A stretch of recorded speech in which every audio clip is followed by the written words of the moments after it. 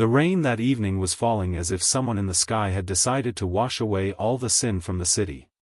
The glass walls of the penthouse of Mark Rawls, a billionaire investor, a benefactor to the cameras, and a monster to those who saw him without the light of the spotlight, trembled with the pounding of the downpour. He sat at a long wooden table, holding his phone, which had been glowing with a new message for 10 minutes. 3 words. 3 words that stopped his usual rhythm: "They know everything." "What kind of joke is this?" he whispered into the darkness, although there was no one in the room. His fingers almost dropped the phone as he pressed the contact. But the number was disconnected. The sender was unknown. And his heart, which usually beat cold and measured, like a stock ticker, suddenly began to pound. He went to the bar, poured himself a whiskey, but instead of drinking it, he stared at his own reflection in the black window. Behind him, far below, the city glowed with money and dreams and the filth from which he had once climbed. What did they know? His instincts told him, this was no accident. This was a threat.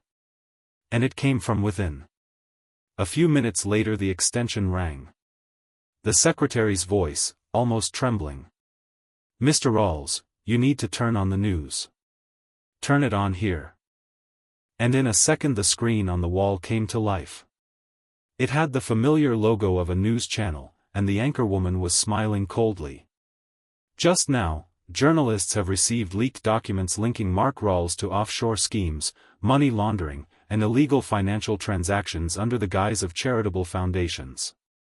He stood still, as if this wasn't about him.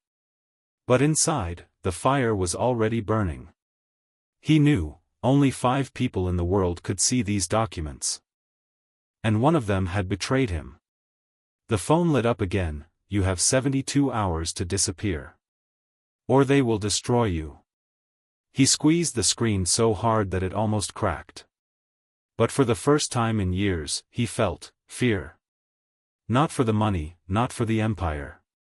But for the world to see him for who he really was. And in that moment, he realized, the usual course of his life had just ended. 3 days had turned into a hell that no amount of money or influence could stop. Every morning began with new headlines: "Rawls is a financial predator, billionaire on the hook in the FBI." His photos, now in an expensive suit, now in a yacht chair with a glass of champagne, flickered on the screens like scenes from someone else's movie. Former partners avoided meetings. Some began to give interviews. "We've known for a long time that his charity was a cover," his former CFO, Tom Harris, said live on air. "But now we have proof." Mark sat in his office, listening to these words, and felt the air grow heavier.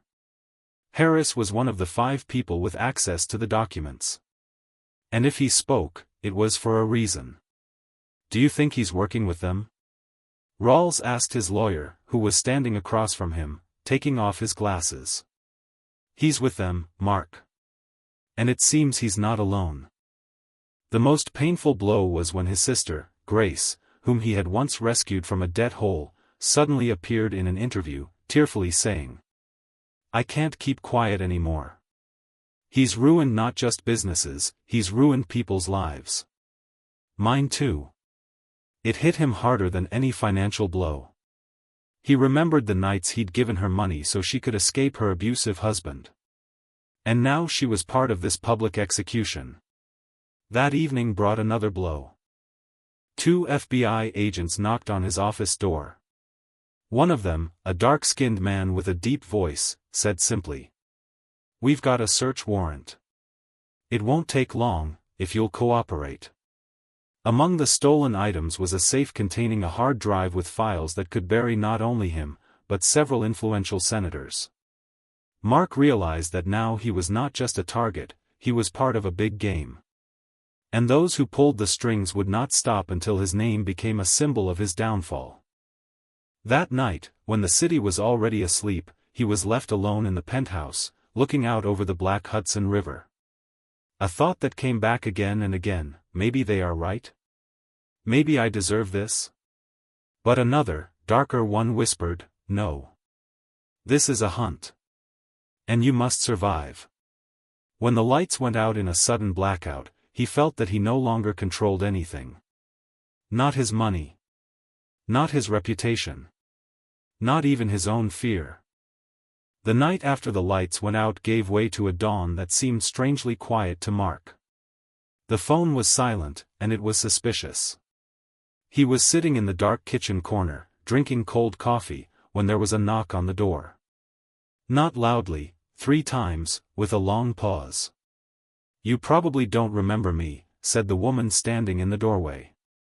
Tall, in a coat, with dark eyes that reflected the entire city. "But I remember you." It took Mark a few seconds to remember. 15 years ago, he had bought a small startup with hopeless debts. Its founder's name was Liana Crow. He thought she had gone abroad a long time ago. "Do you want to sell an interview?" he asked coldly. "No," she replied, walking in uninvited. "I want to repay the debt." She placed a thin black folder on the table. Inside were copies of internal documents that proved that the leak that had ruined him was no accident. It was an operation orchestrated by a consortium of financiers and 2 political advisors he had once offended by blocking a billion-dollar deal. "Why are you doing this?" Mark asked, feeling his anger return to him. "Because the same people took everything from me. You are the last person who can stop them." They talked for a long time, and Liana showed him something he hadn't expected, a coded letter found on the server of one of the offshore companies. The letter showed that the money he had been credited with as laundered had actually been transferred to a secret political operation, with the knowledge of high-ranking officials in Washington. "If that's true," Mark said, "then I'm not just a victim. I'm a threat to them." "Now you understand why they're destroying you," Liana replied quietly. "But there's something else." She pulled out the flash drive. "It holds the key to decrypting the entire archive. But if you open it, there's no going back." He took the flash drive, feeling the cold metal grow heavier in his hand. His life was already on the line. But now he saw a target. And it was more dangerous than any business he'd ever entered. That evening, he stood on the balcony of his penthouse, looking out at the city lights. For the first time in a long time, he felt something resembling hope. But that hope smelled like gunpowder.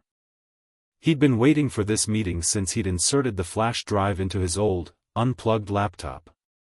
When the code broke, an archive that could only be described as explosive opened before him. Files with detailed transaction lists, names of senators, judges, even corporate heads who had used charitable foundations as slush funds for years. And among those transactions was evidence that they were the ones funding his foundation.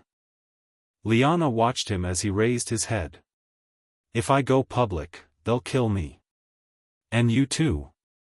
If you don't, they'll destroy you slowly." He decided not to run.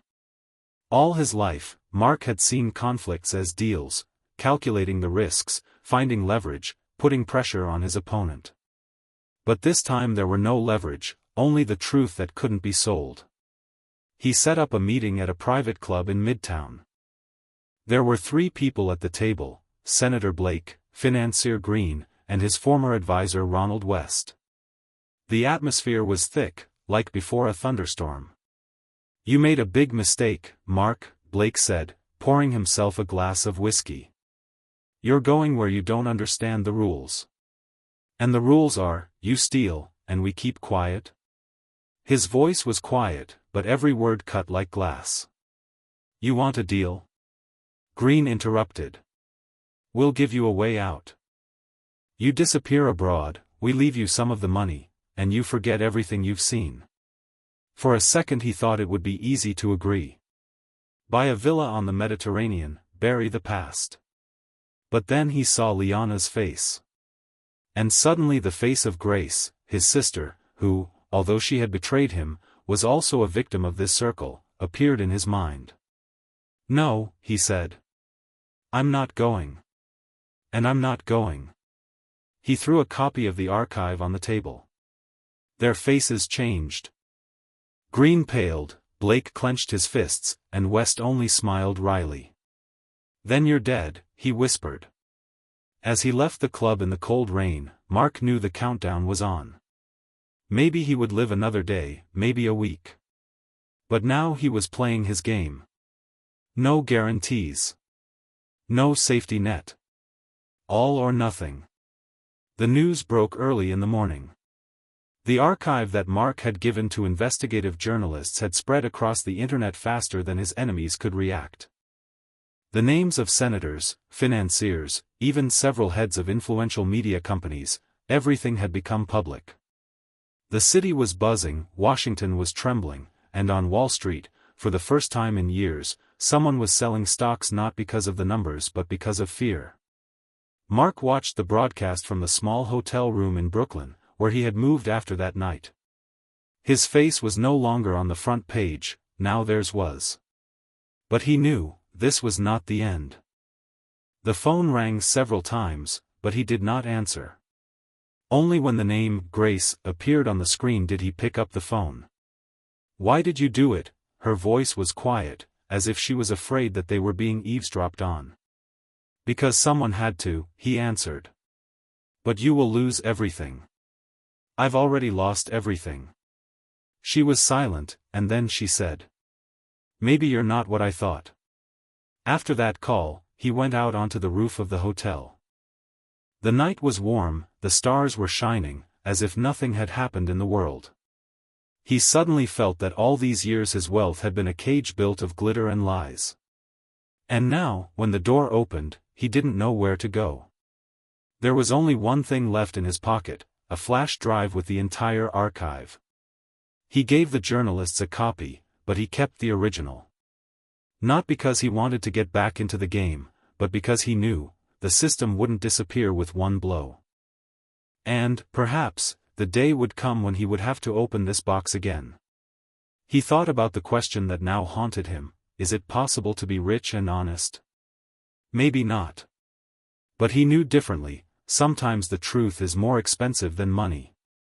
And when the moment of choice comes, the only thing left is to decide who you want to be when all the titles are gone.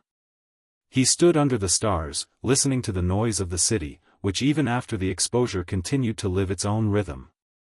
And he realized, his story is just one of thousands. But this time he was not the one who was silent.